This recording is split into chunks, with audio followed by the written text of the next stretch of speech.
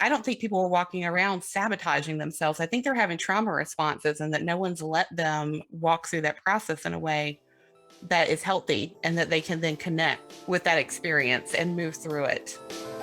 Because Mhm. your trauma is in your business, whether you think it is or not. Your trauma is in your art, whether you think it is or not. Your trauma is in your career, whether you think it is. Like it just is.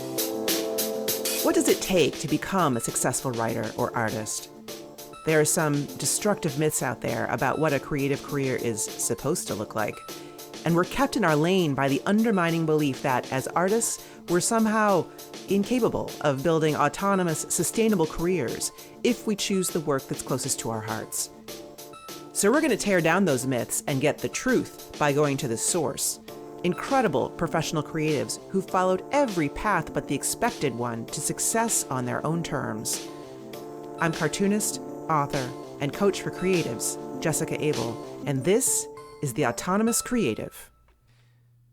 Does it sometimes feel like you're stuck in an abusive relationship with your work? I don't mean to diminish any love you may feel for your writing or art or whatever form your creativity takes, but do you ever wonder if it loves you back? In my work with students of the Creative Focus Workshop and Authentic Visibility and members of the Autonomous Creative Collective, I see the same things come up all the time. One of the most visible, painful patterns I see is skillful, committed, fascinating mid-career creatives pacing up and down the same well-worn grooves of painful self-recrimination, ancient doubts, and repressive fears. That's why, when I became aware of the work of Nicole Lewis-Keeber, my ears perked up. Nicole is a licensed clinical social worker with a master's in social work and rich experience working as a therapist. She's certified in Brené Brown's The Daring Way and Dare to Lead methodologies. And her biggest, most important work is in combining therapeutic processes with business coaching to help entrepreneurs build emotionally sustainable, financially stable businesses. Nicole works with small business owners to unpack their relationships with their work and help them do no harm, which is the name of her coaching program, to themselves or others. Now, you may not identify as a small business owner. Regardless, after years of coaching creative people, everything she says about the interrelationship of childhood trauma and how we go about pursuing our dreams rings 100% true. And in case childhood trauma feels like an overblown description of your past, she also says, whether you have significant trauma in your past or not, we've been socialized and conditioned not to have agency over decisions we make. And that rings true for me as well.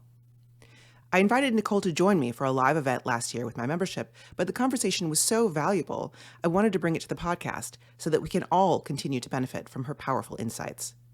We'll dive straight into our conversation with Nicole Lewis-Keeber after this message. What does it really take to make it as a creative? This is the burning question that's driven me for forever, really. I used to have to try to ferret out the answers one by one when I got a chance to hang out with a fellow artist or writer, and when I judged it safe enough to ask that delicate question we're all dying to know the answer to. How do you make it work? Every guest I've interviewed so far has mentioned this. One of the secrets to how they've gotten as far as they have is that they've asked every creative pro they met every chance they got. Asking the question often enough is a game changer.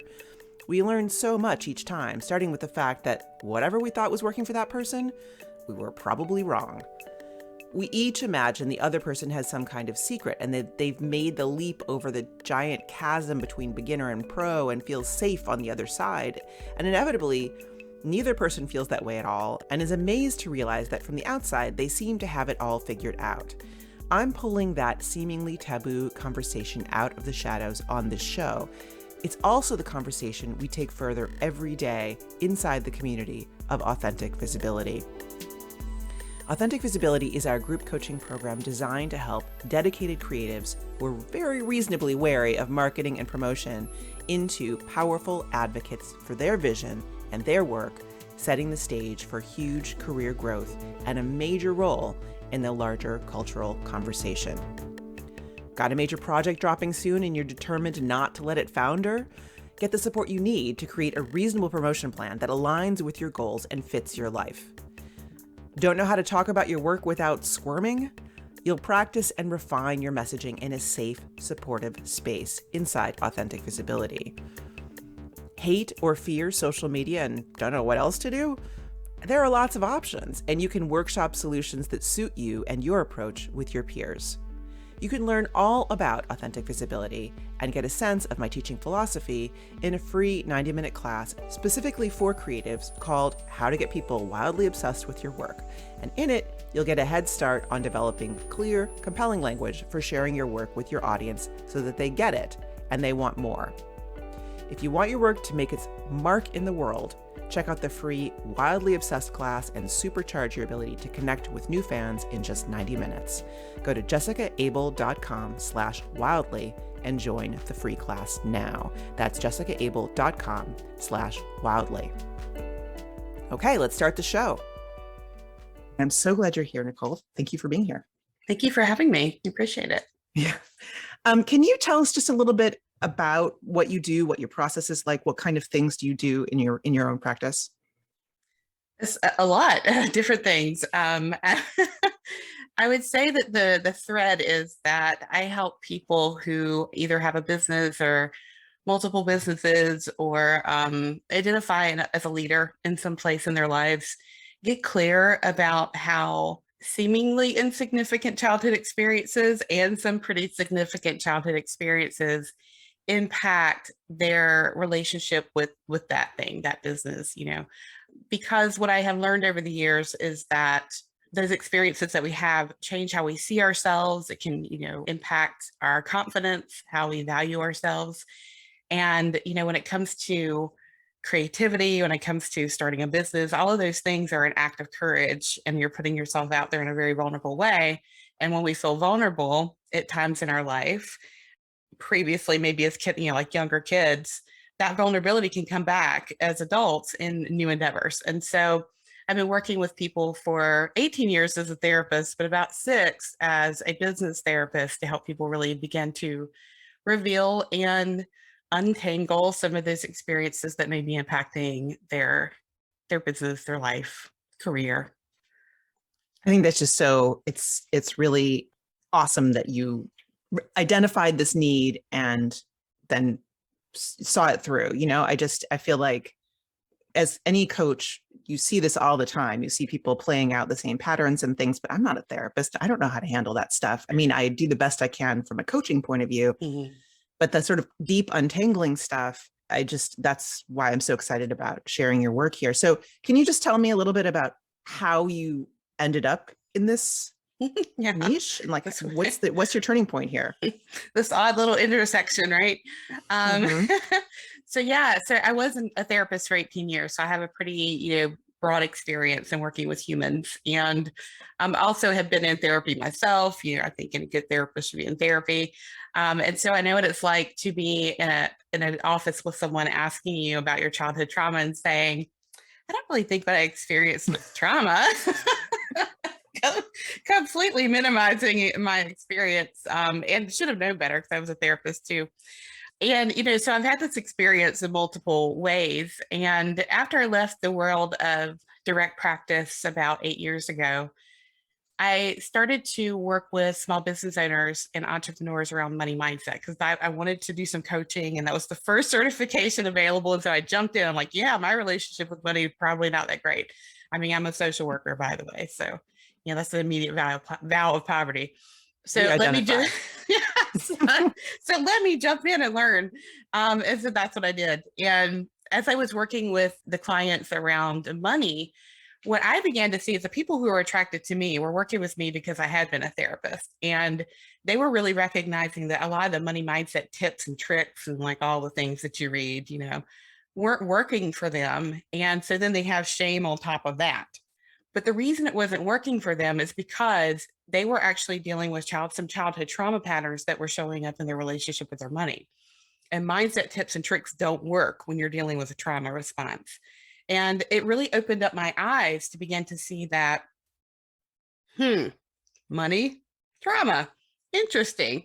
And so I began to explore that with my clients. And along the way, about 2.5 years into my business, I was not feeling very empowered in mine and feeling pretty beat up by it, and actually was wondering whether I wanted to continue working, with these clients and having my own business. And what I recognized in a story that I can tell later or now is that I was actually replicating some childhood trauma patterns within my own business and the mechanisms within the business.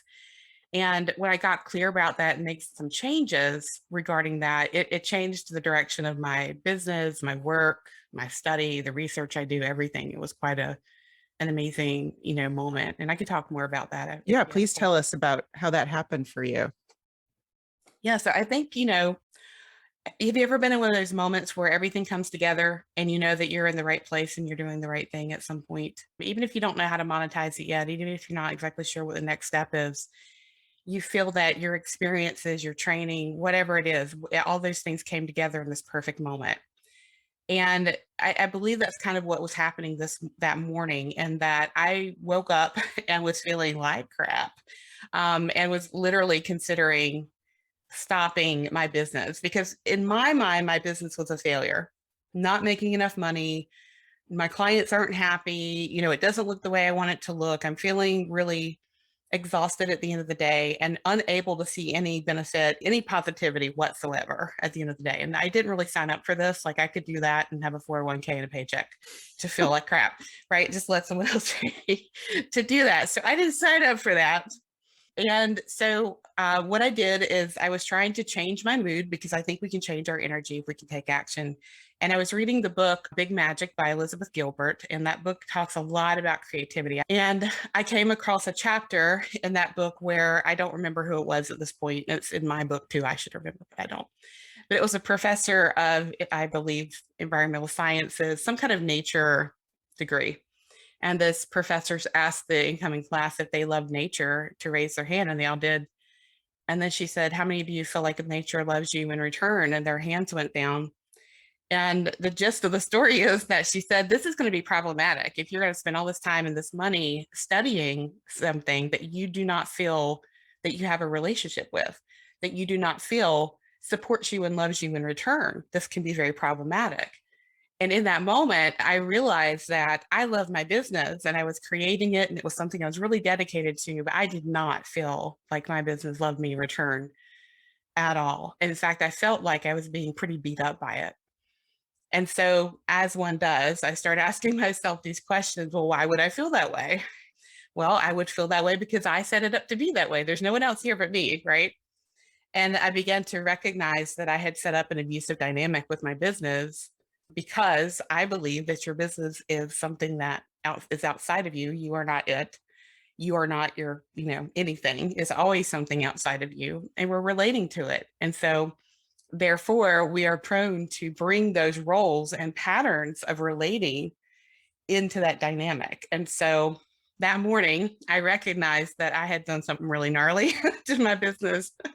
And I spent my entire career working that backwards for myself and with my clients, which is why I ended up writing the book I wrote so that people could begin to understand this. Yes, yes, so much so. I mean, it's such a familiar feeling. I completely recognize this.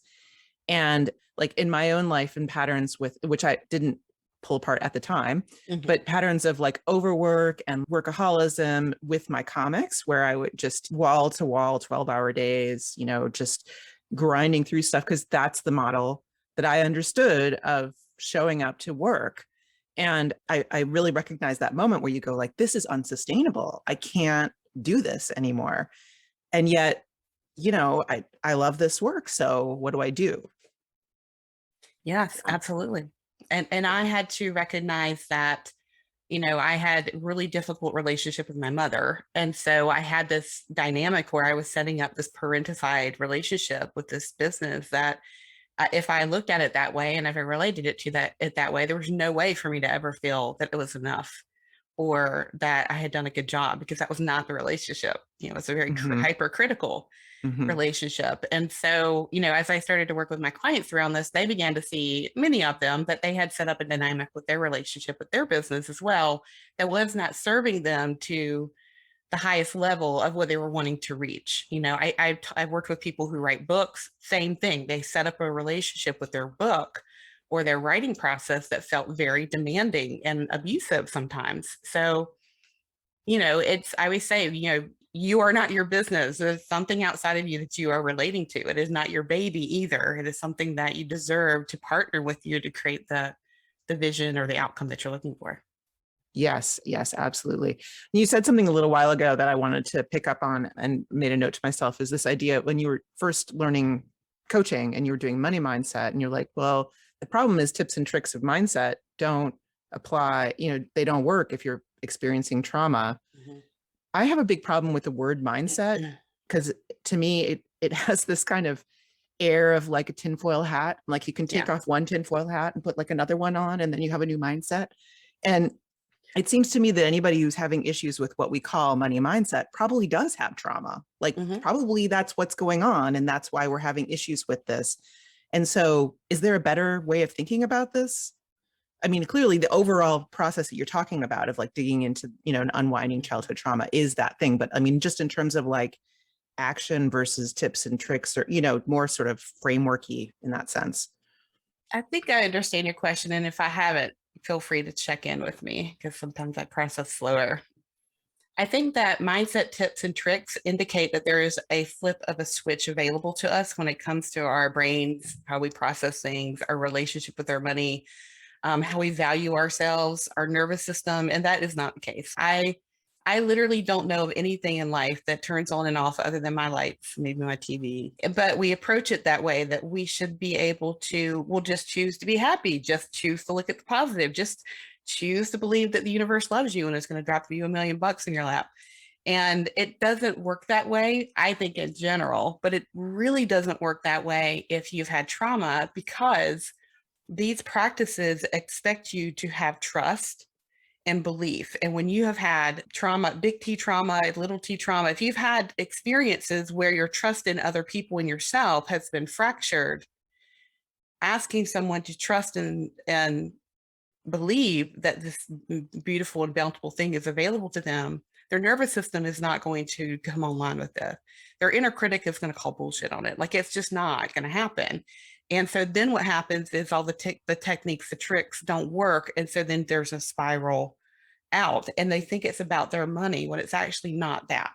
It's not actually about the money. It's about how they're Mm-hmm. valuing themselves. And money's just a representation of that. I don't know if that Mm-hmm. answered your question. Oh, absolutely. Yeah, no, that's exactly it. And like swap out money for creative motivation or some other whatever else it is that you think you can kind of just fix it. And so I want to get into what does trauma look like, big T, small t, because I think a lot of people, they may think of experiences that were negative in their lives and think like, was that, I mean, does it count? Do I get to say that I had, and the thing that you said about breaking trust, I feel like that is probably at the heart of it. Mm-hmm. It absolutely is. And if anyone asks me, was that experience traumatic? And I say, were you traumatized by it or do you have energy around it? And they say, yes, I'm like, that it is, right? Because trauma is very personal. And I can't tell you what is traumatic to me may not be traumatic to you because you may have different systems around you that support you. You may have different people in your life who are there to kind of help you put the pieces together a little bit when you have a fracturing experience. So I think it's really important for us to make space and listen to people when they say, this experience is really traumatic and not say, well, I had blah, blah, blah, and it was worse, or that's nothing. And that's the experience that at least I've had growing up in my life. And even as a therapist is well, that's not trauma. That's just a hard day, or be lucky you had blah, blah, blah. So if we were to define it, I always like to define it in two ways. So I think one of the things that's really problematic is that no one's expecting to find trauma in their business. They're not expecting necessarily to find trauma at work. Maybe they're not expecting to find it in their creative process. I kind of think it is because I think trauma and creativity, those processes are like so healing, right? But what we do is we don't define it correctly. So if I were to take if I had a microphone and went out on the street and asked people, hey, what does trauma mean to you? They're probably going to give you really big dramatic events like PTSD, violence, catastrophic illness, natural disasters, all these things. And that is trauma. We call it kind of like big T trauma. It's acute and it changes everything really quickly. And it's out of control of your control. But one of the things that I've learned about over the years is that there's different types of this. And there's also something called little t or small t trauma, which are cumulative. These are small micro moments where you have felt unsafe, unseen, trust was fractured, And those cumulative moments add up. They change how you see yourself. They erode your confidence. They make you begin to modify who you are to match other people, to change how you value yourself and see what might be possible for you. And that can be anything from having a learning difference like I did growing up, going to school every day and being told you're lazy, you're stupid, you can't do this. That's traumatic and that adds up and it changes how you see yourself. It changes how you value yourself. And so you better bet when I started my business and I had to start putting price tags on things and speaking to people that Mhm. experience I had, that trauma, because that was trauma, that added up and it impacted me. It took me many years to see that as an actual trauma because I thought, again, like trauma was what everybody else said as far as like violence and abuse. Mhm. But there's a lot of people walking around with these small t traumas that have really impacted their lives in very profound ways that they would not say, hey, that was a trauma.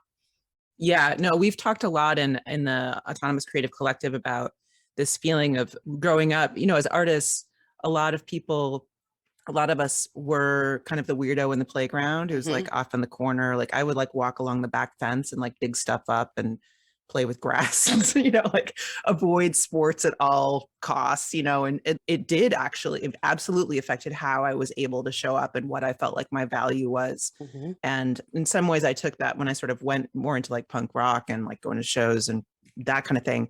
Like I Yes. kind of just gave everybody the big, F you, but that was a reaction to that Hmm. kind of small t trauma that went throughout my earlier childhood. Yeah, Yeah. and it absolutely shaped who I am. It absolutely does. And things like being neurodivergent, the systems around us don't support, Mm-hmm. anyone who doesn't fit into this small slice. So, there's systems around us that are traumatizing. It's really much bigger than we actually had thought, which is sad on one hand, but it's also relief in the other because then you can stop gaslighting yourself and saying, I should have Yeah, just been a better kid or yeah, I should have tried harder. No, there's no way for me to learn in that system, like, period, in the yeah, story. The fact that I have a yeah. master's degree is an absolute miracle. We've had several people in the last couple of years in our community who have, not from us, but like during the time that they were there, get a diagnosis for adult ADHD, autism spectrum. Mhm. Being neurodivergent is highly associated with being creative. And Mhm. so I think for a lot of people too, there's all of that layered in as well. But I think what's important to highlight here is that, well, first of all, the people who got those diagnoses were thrilled because they're like, finally things make sense. And I think Mhm. that's what you're saying about Mhm. looking at these patterns and saying, oh, there are reasons, right? Yeah.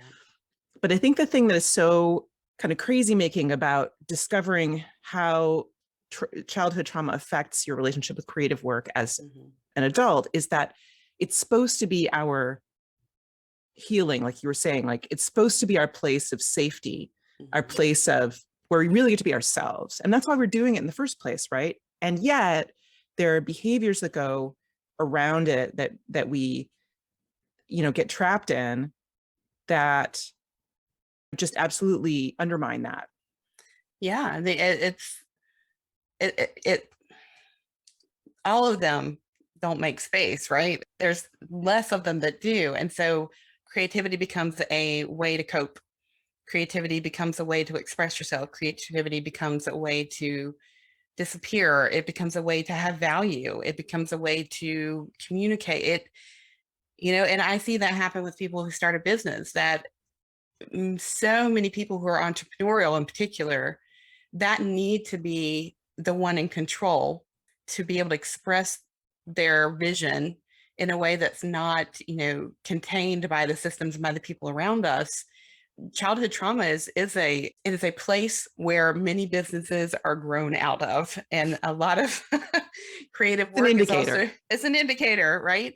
And it's can be wonderful because these childhood experiences can create skill sets and, you know um, abilities to be very entrepreneurial, to be very creative, to think out of the box, have a high level of tolerance, unfortunately, for intense situations or, discomfort. But at some point, that doesn't work anymore. And so I think when you are Right. trying to put a value or put a business or something like that around a creative process, and that's been your way to cope and to find meaning for yourself for so long, that can be hard. Yeah. And you also talked about, you said that trauma is often related to an experience of feeling unseen or Mhm. unheard. Mhm. Making creative work is about expressing something. I believe that it's about making something that can contain somehow your inner life, some part of your inner life, and Mhm. convey it to somebody else in as complete a form as possible. And that means that you need to have somebody on the other end there, and you need to, but if you can't trust that people are going to understand you, that can also prevent you, I think, Yeah. from finishing and getting the Yeah. thing out there, because you think like, I want to be seen, that, that response to this trauma, and yet I'm afraid that I'm not going to be seen. I'm going to put it out there and be rejected again. Yep. Just one more time where people didn't get it, they didn't see it, they didn't value it, Mhm. so therefore they don't value me, see me, or get me. Absolutely, yeah. So I've seen some comments in the stream going by here about inner critic, and I know you have very interesting, like sort of reframing for us around inner critic that I think would be really helpful, Mhm. if you could go into how you think about the inner critic. So I think about the inner critic differently than a lot of people do. And I think part of it is because I think the inner critic is very much is very connected to our nervous system, in that our nervous system is set up for survival, period. Right. And so whatever it takes to survive, it's going to happen. And over time, those critical people in our lives, their voice gets attached to our inner critic. So I think kind of a little bit differently about it. However, a lot of people will say you need to kill it, you need to slay it, you need to bury it, fire it, whatever that is. And I've been there too. When I first got into the mindset world, I literally wrote an ebook called "Fire Your Inner Critic." So I'm not, don't get me wrong. It's a journey. We evolve. We evolve. It's a journey. I've evolved. But what I understand to be true, what I do is that your inner critic can be a partner to help you understand when you're getting, triggered or activated, your nervous Okay, system. wait, let me say that again. The inner critic can be a partner when you're getting triggered and activated. Okay, go ahead. I just wanted to make sure everybody heard that, because Yeah, that's you're very like, important. what? Right? Yes, Yeah. it can be. It can be a, what too, but I don't Difficult know if partner, this is perhaps. PG-13 or not. So it can be, and which is why I think a lot of people are really quick to shut it down. But the problem with that is that we lose wisdom and we lose information when we do that. If we're just trying to shut the thing down, then we're spending all our energy in battle with it, as opposed to stopping and saying, that's interesting. You're here again. What's going on? And just like in the book, Liz Gilbert talks about fear. She says that she's talking about creative work and creativity, that fear will be along for the ride. It just will be, because it's supposed to be, right? Our nervous systems are assessing risk, safety, and fear around us at all times. It's what its job is. So we can't say, hey, fear, leave. So in a story that she uses in the book, she talks about inviting fear on the ride, basically like you're going on a road trip. And so fear gets to sit in the back seat.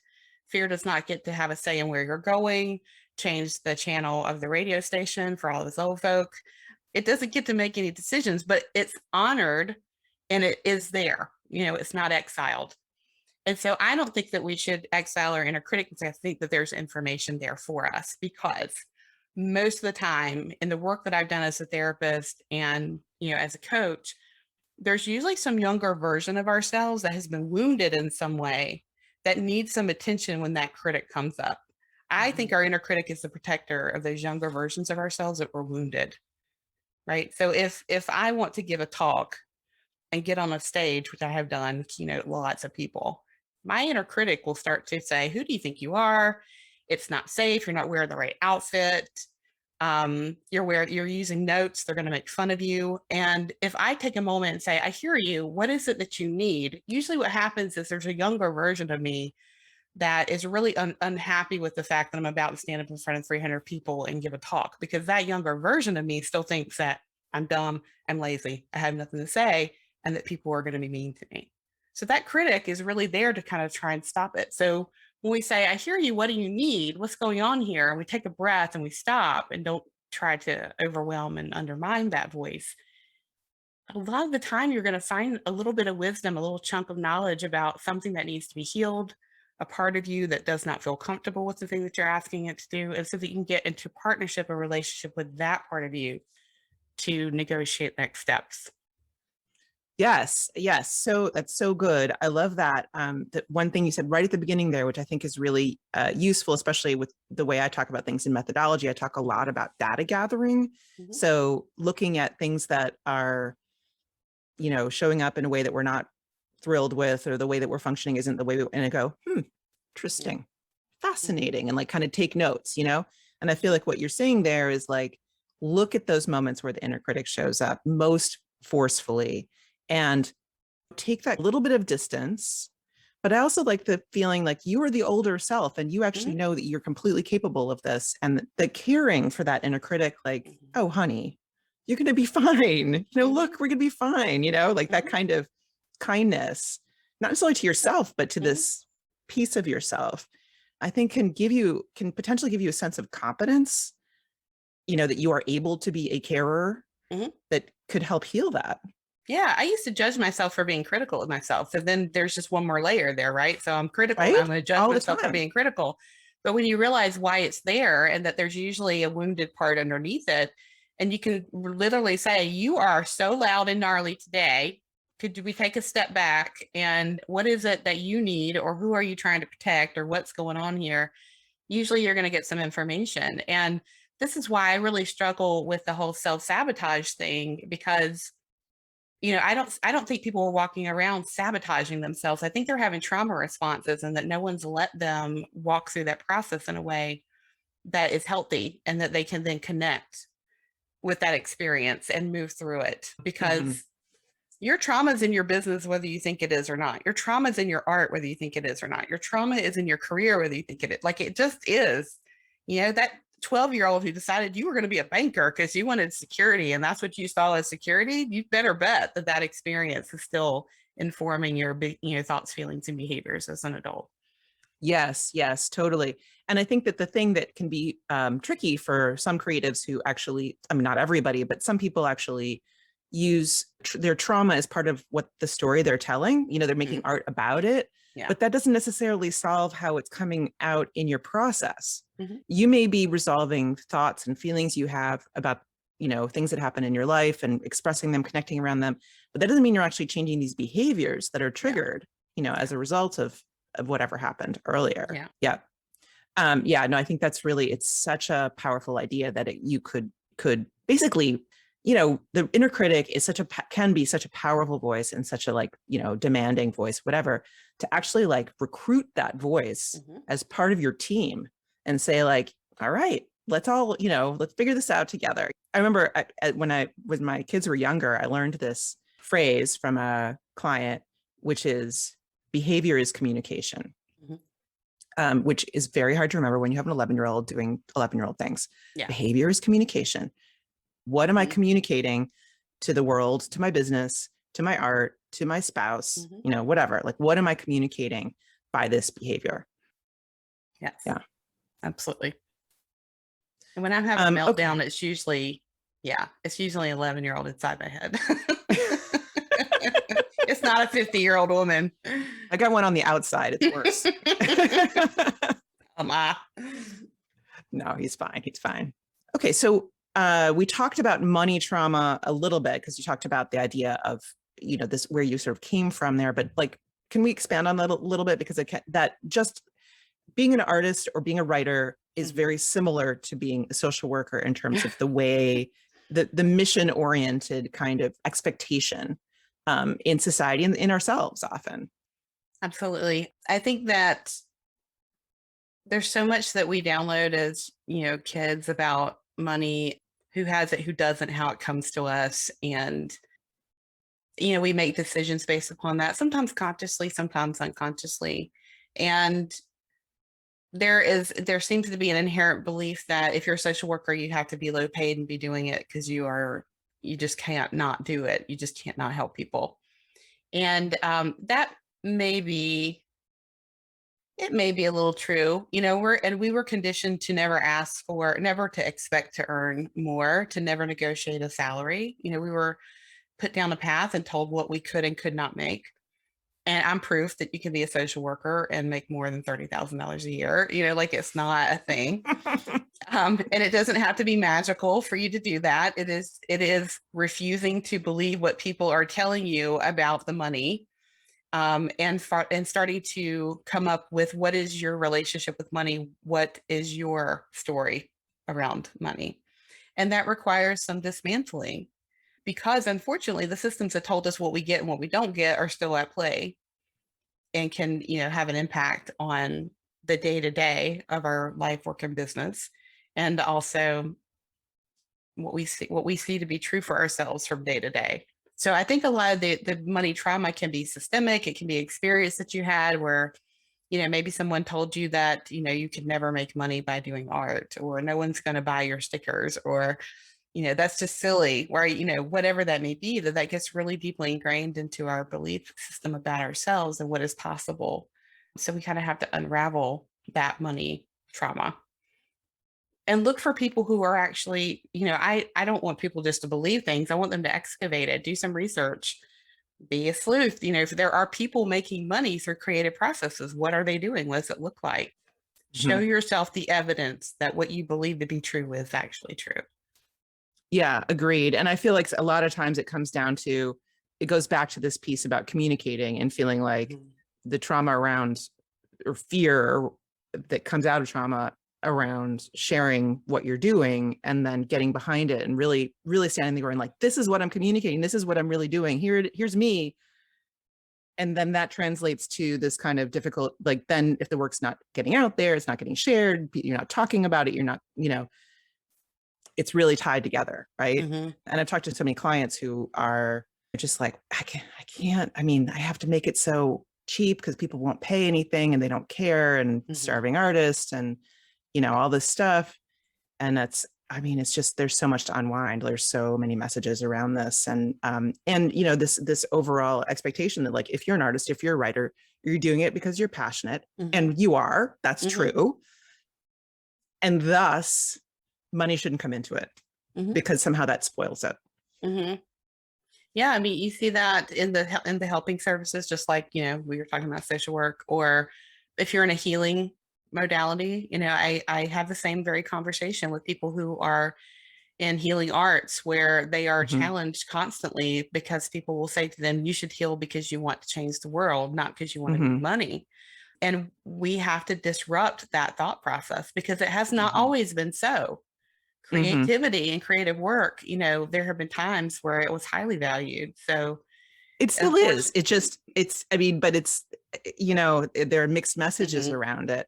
And I think that a big piece of this, yeah, exactly. A big piece of this is that the work that we're talking about is work that's been feminized. Yeah. And whether it's all women or not, it's feminized work. And that means that women are expected to care for other people societally, mostly, without asking for anything back. It's a really good point. Thank you for illuminating that for me.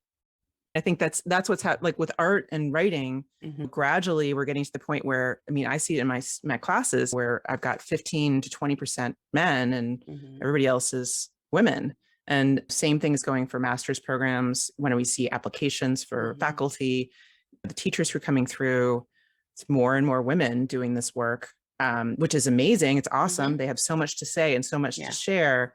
But I think when, it changes the dynamic around value, unfortunately. Yeah, I think a lot of trauma happens as well around being creative when we're young, and art in general, because it has to look a certain way. And I never thought I was creative because I couldn't. I'm being really reductive right here to say I couldn't draw. That's not. I don't mean that all creative work is that's I'm reducing it down. But that experience, because I love to draw, but that experience shut me down from my creative self, like in a lot of ways. And it only came to terms in the last several years that my work is actually, my business and my work are actually my creative outlet. They are very creative to me, and I would never have seen it that way. And it was, I had to unravel that trauma from that art teacher. Yes. Stuff was crap. No, I see that too. Like, I feel like I stayed away from building a business for probably 10 years longer than I would have, because I didn't feel like I could get over all of the business versus art crap. And I see how creative it is now, and it's very interesting and stimulating for me. And, I still feel like I have to couch it for everybody. Guys, doesn't matter if you don't think you're a business owner. It's okay. Yeah. It's okay. Yes. Yes. Which it is okay, but it's also like you can be, and that's also okay. This episode of The Autonomous Creative is brought to you by Authentic Visibility. I work with a lot of committed mid-career creatives who struggle to get their work seen. It feels crappy to put so much love and effort into making something, but when you introduce it in the real world, there's a whole lot of nothing as far as reaction. It's truly awful. And they're not looking for attention because they're egomaniacs. Art and creative work in general exists to communicate some set of ideas or thoughts or emotions from you, from inside your head to inside someone else's head, in as intact a form as possible.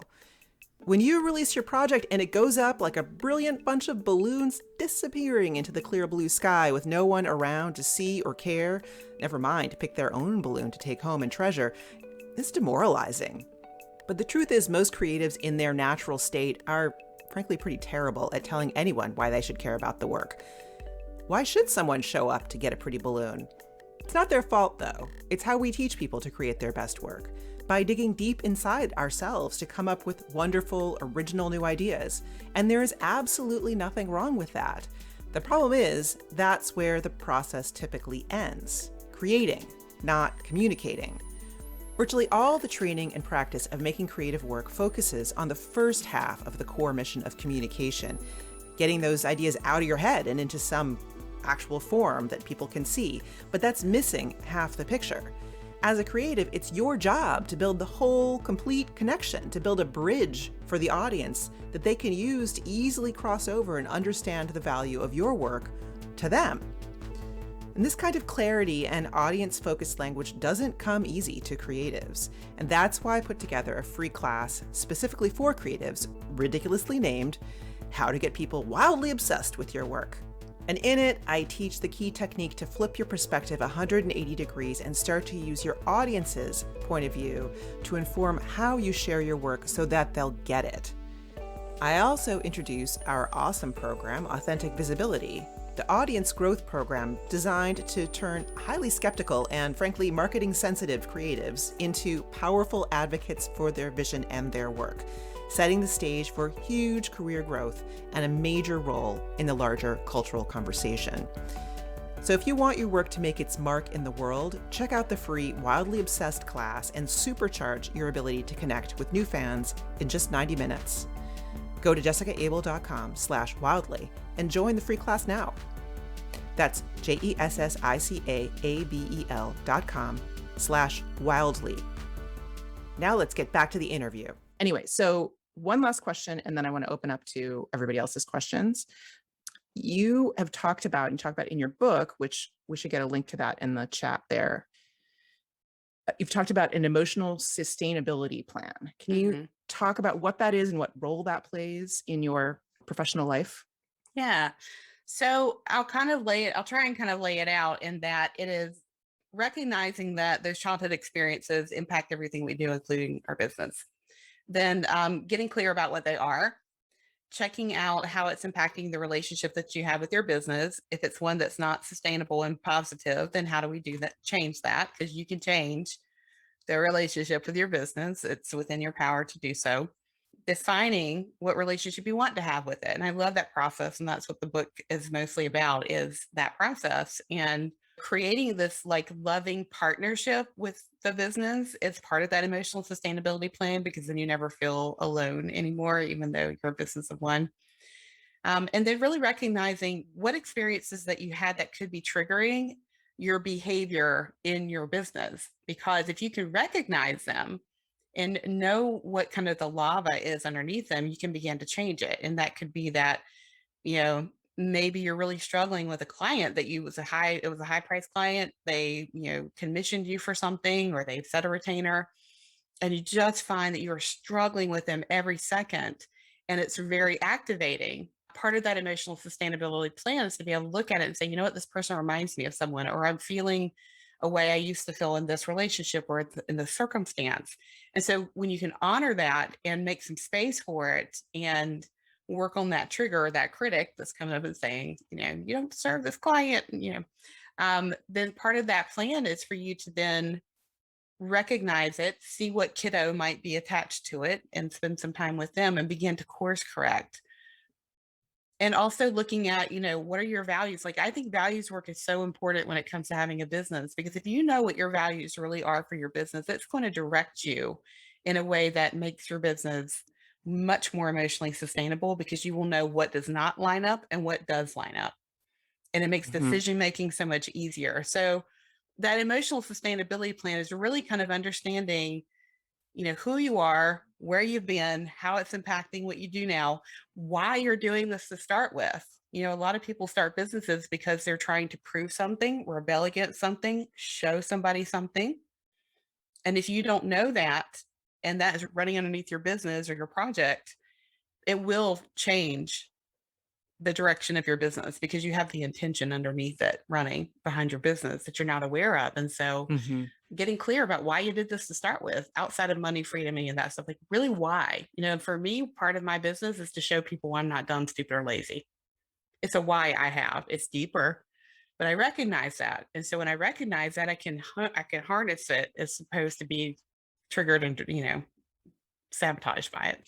So that's kind of what I mean from an emotional sustainability plan, is like, why did you start this business to start with, and how can you maintain it in a way that does not overwhelm you, burn you out, re-traumatize you, do harm to the people who are connected to it. It's important. Mhm. Yeah. No, it really is. And so if you guys have not checked out the book, you totally should. Just a little teaser. There is a Muppet. Here's a Say no Muppet. more. Saying no more. There is a Muppet. There's a Muppet in it. Just saying. Of course there is. Of course there is. Why wouldn't there be a Muppet? Okay, so let's get to some questions here, because we've got some really good ones. Andrea asks, how did you make changes in your business as a result of your insights? So you had this big moment of like, oh my God, then what did you do? Yeah. So I got clear, asked myself, okay, so I'm feeling abused by my business. Why would that happen? Because I started this business, it's mine. Okay, I defaulted into some old patterns of behavior because of those experiences I had with my mom growing up, which I had handled in personal life, by the way. They were all like in the rearview mirror. But when you start a business, it's a crisis. So we revert back to old patterns sometimes. And so then I decided to define the relationship I wanted to have, now that I realized that I was in a relationship. And I sat down and looked at, what are the characteristics of the entity that my business is, to what I want to connect with. And I started to build the relationship I want. And, I started there so that I could feel connected to it in a new way, in a way that felt empowered. It felt deeper, more resonant, and got clear on those values, and then began those next steps of building a business that would support me emotionally, as opposed to feeling isolated and alone in it. Mm-hmm. So that's Yeah. kind of where I started, was identifying the relationship I had and defining the one I wanted. I wonder if you could, I mean, please say no if this doesn't sound Mhm. okay, but like give us a specific example of something that you saw that was abusive, and then something, and then how did you alter that? I had no boundaries. Mm. My clients were directing my time. I was emailing at night. I was not recognizing the revenue I was bringing in to contribute to my household. I thought I was not helping. I wasn't acknowledging the facts, and I had no boundaries. And so if I was feeling burnt out and beat up, it is because I was not allowing myself to have a break, to have time off, to protect myself and my energy and my emotional capacity when it came to this business. Because they don't teach you that in therapy school either, how to protect yourself or take care of yourself, by the way. And so, Sounds a little bit like art school, where they don't teach you how to right, like actually be an artist in the world. they Yeah. don't. My Make the sister went art. to art school, and she would be in that building at 3 o'clock in the morning doing a batik. And I'm just like, how can you live like this? It's just so hard and so driven. That's a Recognize great that. example. It's very concrete. And I think a lot of Mhm. people here experience that, where one way or another, in some area of your world, you're like, there are no boundaries here. No And what boundaries do I here. do? So Yeah. how did you then resolve that? I got clear where I was leaking them. And then I got clear as to why I was leaking them. Because again, remember, I felt as a kid like I didn't matter, I wasn't seen, heard, valued. and I was leaking them because I didn't feel valued in my own business that I was creating. And so I got clear about what my capacity was and where those boundaries were being too fluid. And so money was one of them. I wasn't relating to my money in a way that I was a money mindset person. Go figure. But I was still building a new business. I'd never had a business before. Cobbler's shoes, Right, exactly. So getting clear about what I was going to pay for and was not going to pay for, who I was going to donate to, who I was not going to donate to, what my working hours were, and putting a cap on them, the type of work that I do, so scope creep doesn't happen. Getting very clear about the types of, packages, if you want to call it that, that I offered. So I wasn't constantly creating new things for people. Mhm. Um, A million ways, right? a All those million different. ways. The place I was working, I wasn't even working in an office at that point. I was constantly moving around. I had no boundaries around space in which I was building this company. I know a lot of you identify with that. You're doing your art in some corner that isn't even yours, Yeah. right? You're piling it on the dining room table and you have to clear it off for dinner. Mhm. Guys, there's going to be some way to handle this, even if you live in a small space, that you can have your own space. Mhm. Yeah, Yeah, I love boundaries is a that. big That's one. so helpful. Thank you. Yeah. Okay, so Andrea says, I'm curious about my trauma being the seat of my desire to start my own business. Do people sometimes do this inner work and then decide they are comfortable working for somebody else? I really struggle with both feeling that I'm worthy of my own investment and the work to believe that I can make good money and feel good about it as much in our world systems. I think I'm reading this wrong. I can't tell if I'm making everything more difficult by trying to start my own thing. A lot of people respond to this in different ways. Sometimes they will go through this work and they will say, you know what, I created this business because I wanted to prove my dad wrong, or because there was an expectation in my family, and I don't really want this business. This is not even mine. Now that I realize this whole thing was a trauma response and I don't want it. And so then what they do is they decide, do I want to burn this down and start over and bring me to the thing? Or do I want to try and make it do because I already have some success here? But it's not that uncommon for people for it to, instead of be a love letter to their business, and ends up being a breakup letter. And that feels really good to them.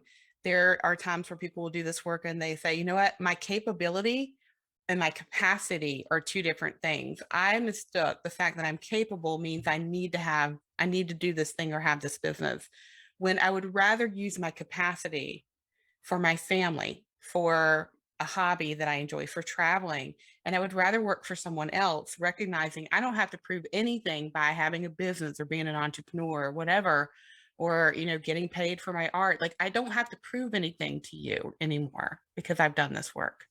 So people's responses to this can be very different. Some people double down. They're like, let's do this, me and my Yeah. inner critic, I got my critic, I understand, let's go, let's build this Yeah. thing to be even more. So it just depends. It's a very personal process. Yes. And I think that's really great too, that idea that like, you know, I recognize in myself and in lots of other people where it feels like you're not really the thing. And this is a trauma response, feeling like you can't really be actually a good artist or a good writer or a good creator of any kind Hmm. if you're not being paid for it, if it's not your Yeah. job. Yeah. So even if it's you working for somebody else, like you have to be paid for that thing or it's not real somehow. And I spend a lot of time talking to people and going like, it's okay, like you're doing an amazing job, like you're doing this cool thing. You can still do it. You can still share it. It doesn't have to be your profession for that to be the case. Hmm. Yeah. That's letting these outside structures tell you what it gets to be and how it gets valued in the world. And that's, you know, it's Yeah. not useful most of the time. And if that feels scary, which I recognize that scary feeling of like, oh my God, does that mean I can't do it? You still can do it professionally, but recognizing that feeling of anxiety around that, I think is really, really useful in hard in getting better and like figuring Mhm. out what you really want and not just reacting. Yeah.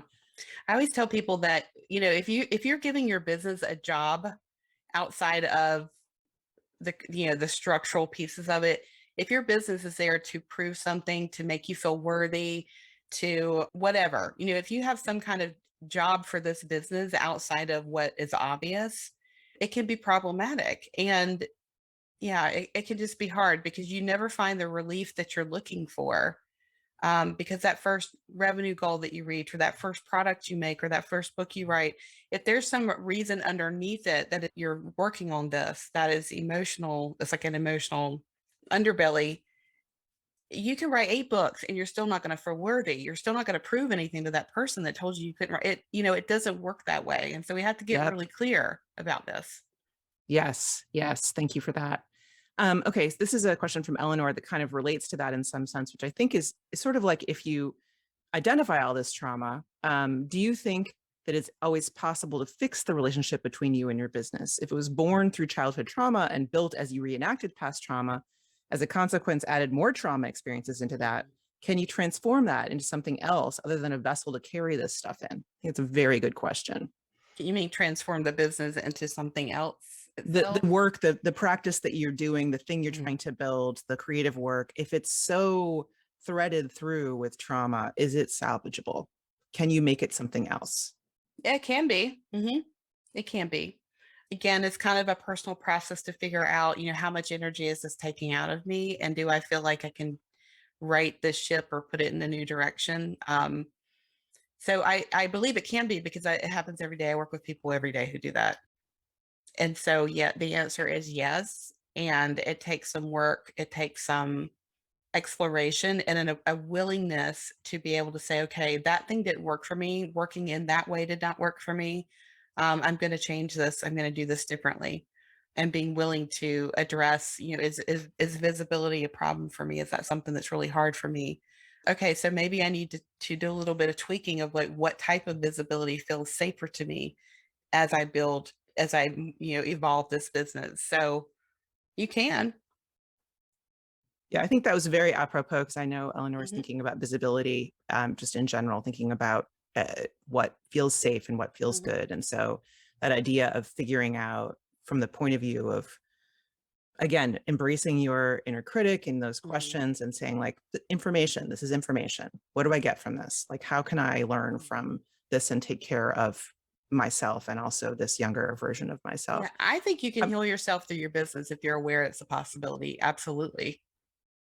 yeah, I mean, I believe that too. I think that, it's not a baby bathwater situation, Mhm, like, or don't make it a baby bathwater situation. Like, there's lots of great stuff there, and people are doing, the amazing things that you do that give you joy. Those need saving, and then thinking about what are the things mhm, what are the parts of that? What are the parts of the process? What are the structures around it mhm. that aren't working? Yeah, I had a client. I'll give a real quick example. I had a client who came in with the goal of being the top 1% of revenue for her company as a, female founder, and driven by that.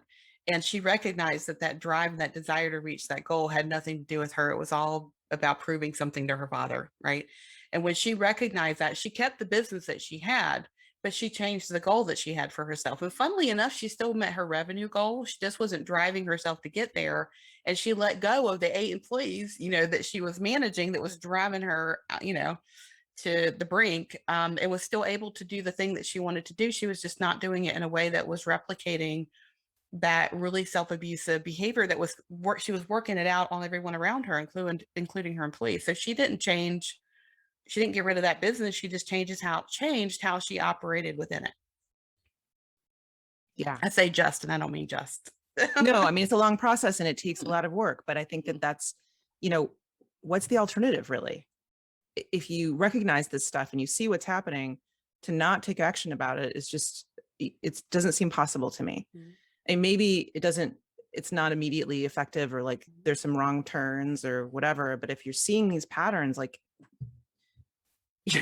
what's your motivation for not doing something about it? I know it's Yeah. scary, but Yeah. yeah. And the right answer can also be, you know what? I want to work this out and heal this, but I want to do it without it being a high risk situation where my revenue, my money is dependent upon it. I'm going to go work for someone else while I work on this myself, and then Mhm. see what I want, because maybe I'll want something different. So both of those answers are right.